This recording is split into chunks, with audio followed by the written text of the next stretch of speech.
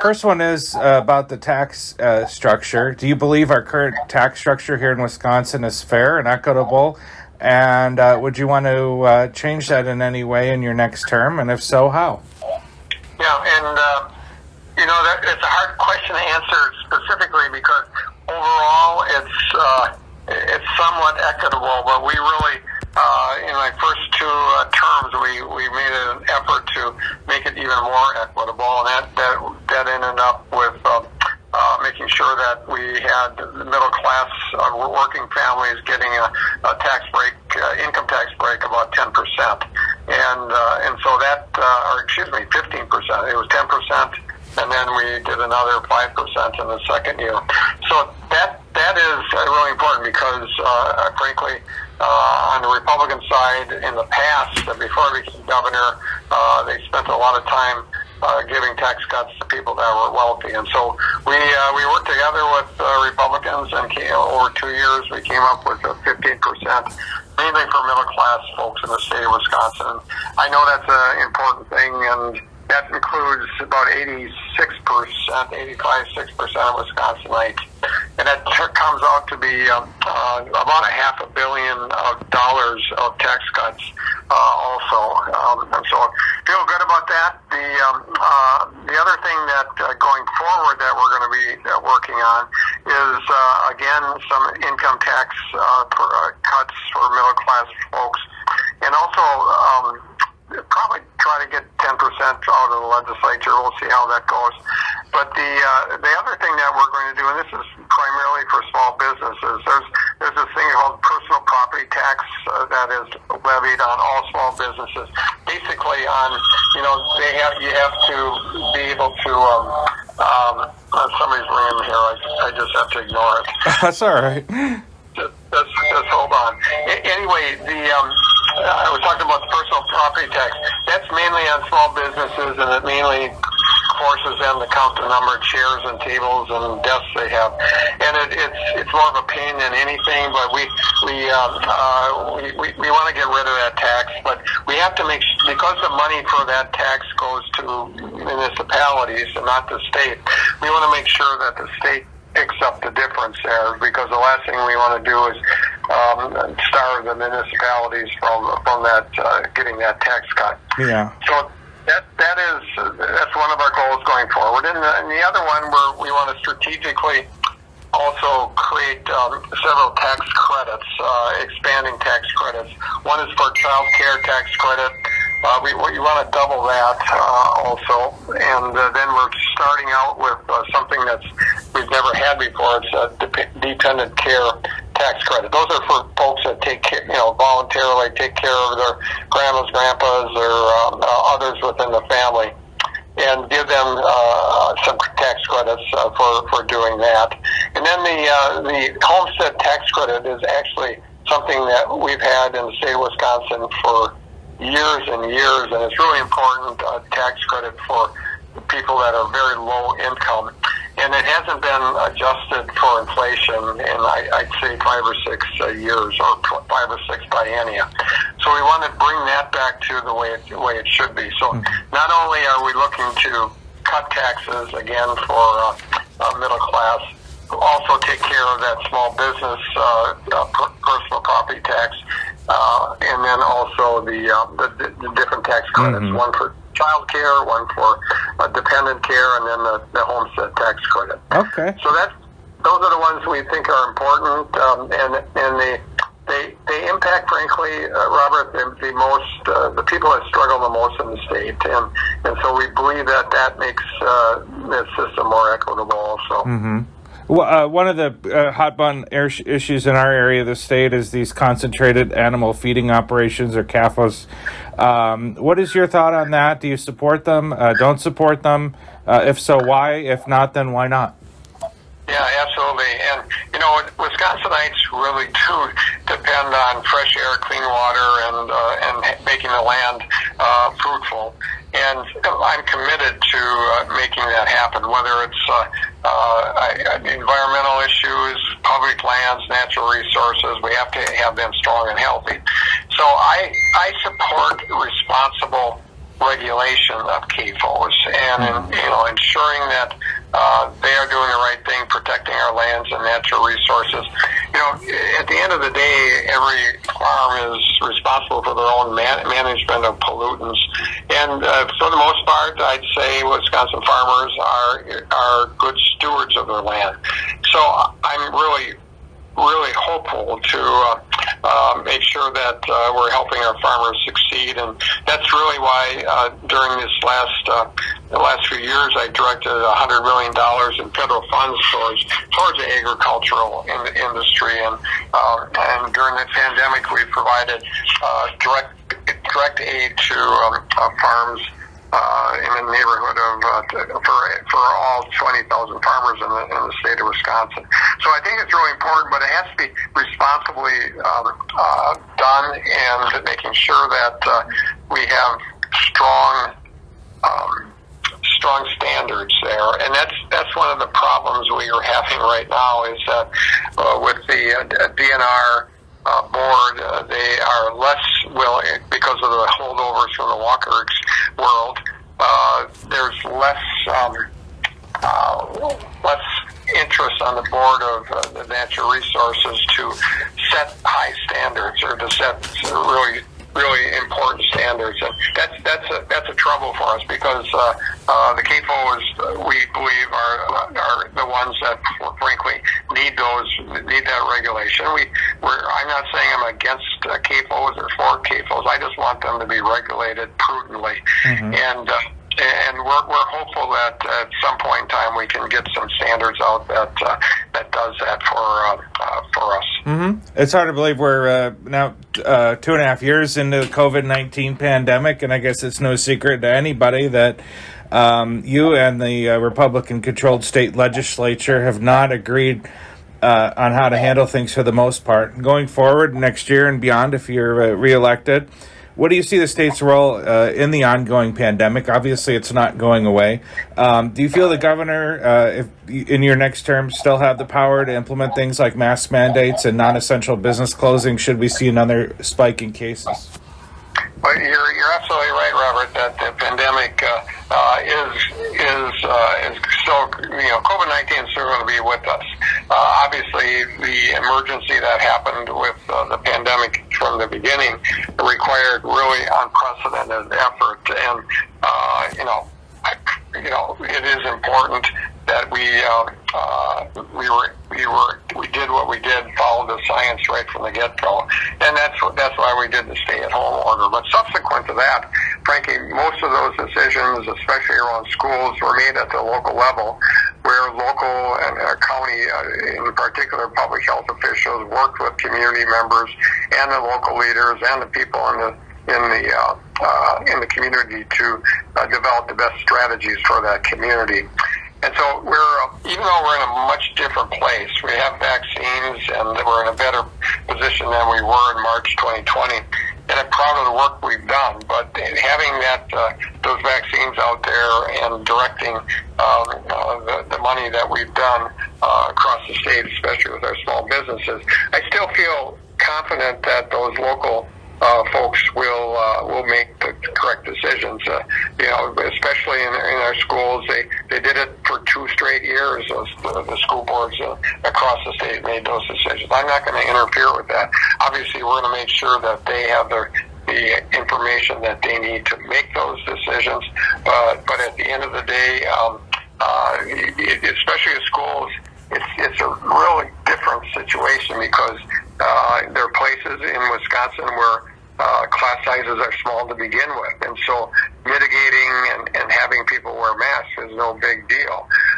In other districts, the class sizes might be bigger, the rooms might be smaller. All those things can't be done figured out from Madison, and so we're going to be spending our time making sure that the protective equipment is available to people and to schools and the municipalities, making sure that the vaccines are readily available, and any other therapeutic drugs that are needed to take care of the disease if people have it. Mm-hmm. So that I don't anticipate the significance that happened in the beginning of the last pandemic because it was once in a lifetime, and we didn't have vaccines, and it was important to, at the stay-at-home order that lasted a month or so, we saved thousands of lives in Wisconsin. So I don't have any problem with the decisions that were made then. I just think we're in a different place now. Yes, we have to be careful, but at the end of the day, we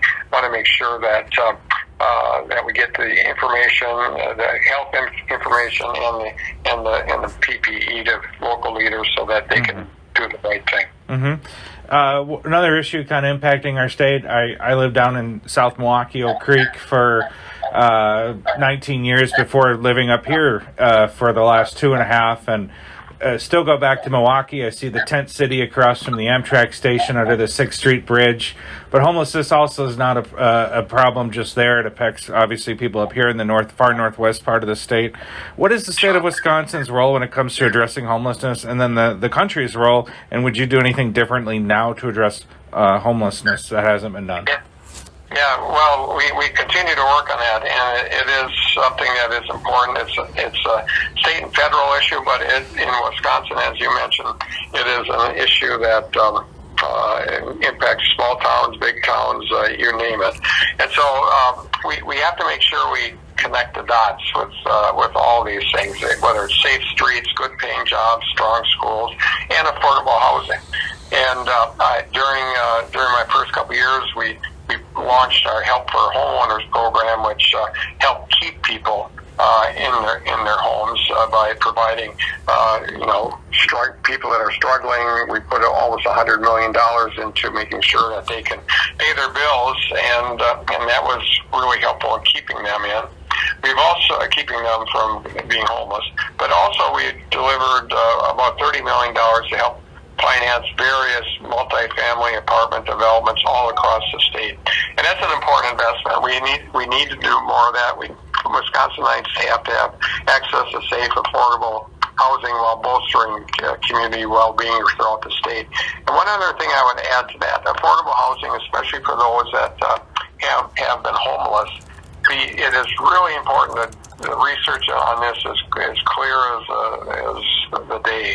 Is that they need on-site navigation, people that can help direct people to the social services that they likely need. And it's one thing to provide a roof over somebody's head or an apartment on a temporary basis or even a long-term basis, but it's also important, and we found this out through the research, is that on-site management that can navigate the social services systems. A lot of people that are homeless, it's sometimes difficult for them to discern where they should be going next, what sort of services are available to them. And having those on-site people to help them do that is equally important than having a roof over their head. Great. Obviously, Ojibwe tribe is concerned up here in the northwest part of the state. The tribes filed a federal lawsuit against the state of Wisconsin last year, accusing the state of violating their treaty rights by allowing large wolf hunts. What is your position on this?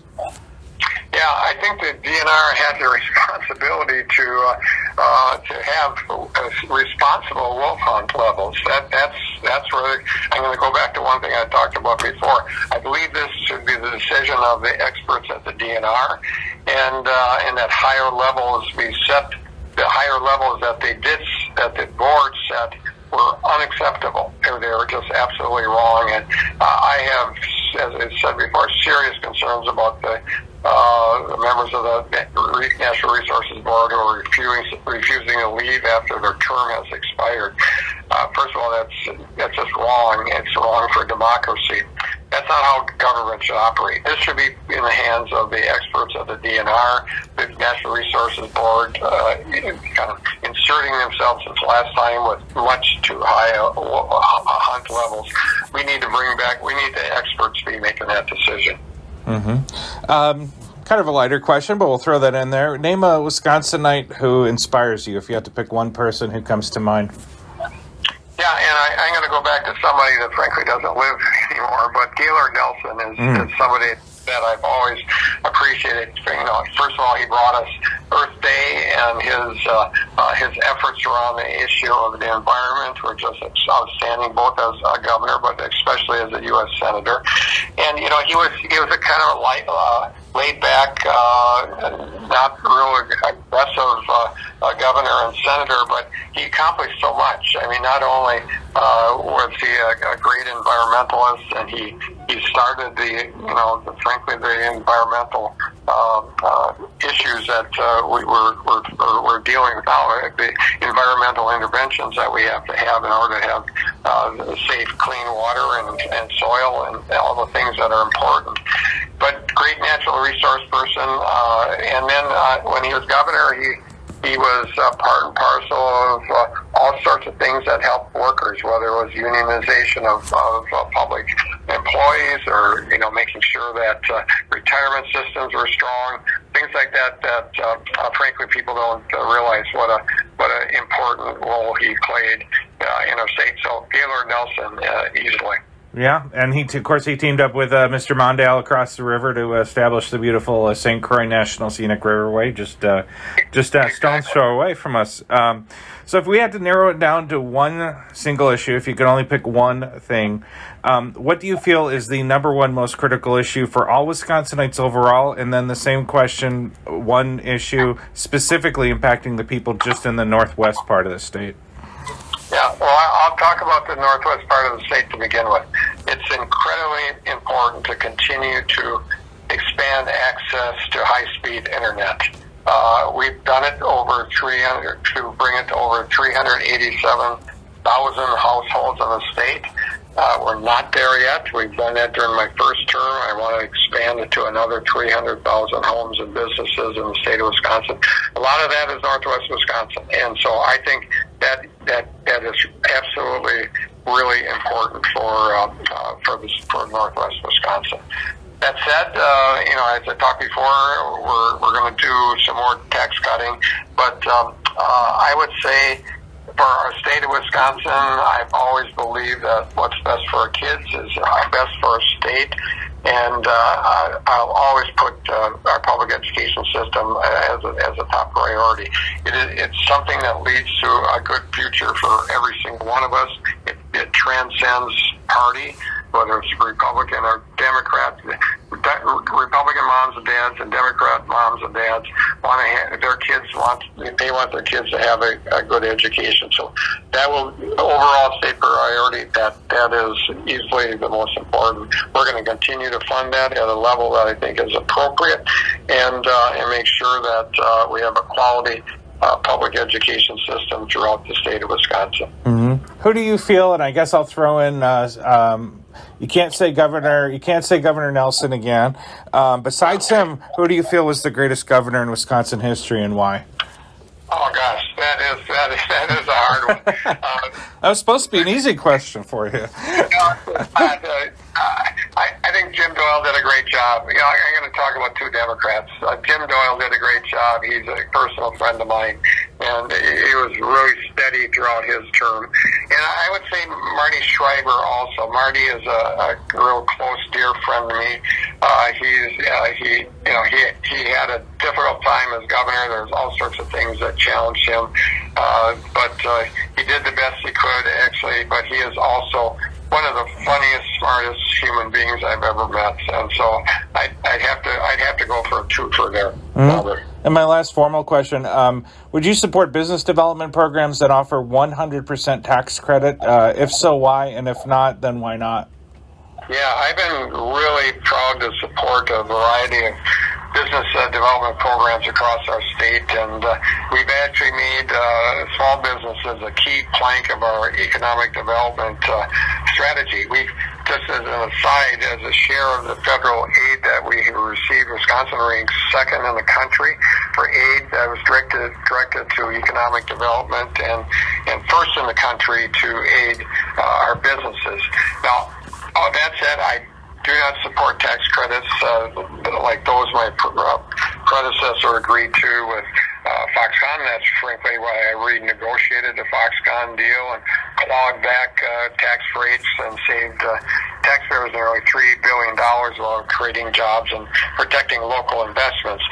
So I think we can both support local businesses and attract new ones without offering huge corporate giveaways that frankly hurt our municipalities and taxpayers. There's a balance there, and I'm committed to putting more money in the pockets of working families while investing in businesses and bringing industries to the state of Wisconsin.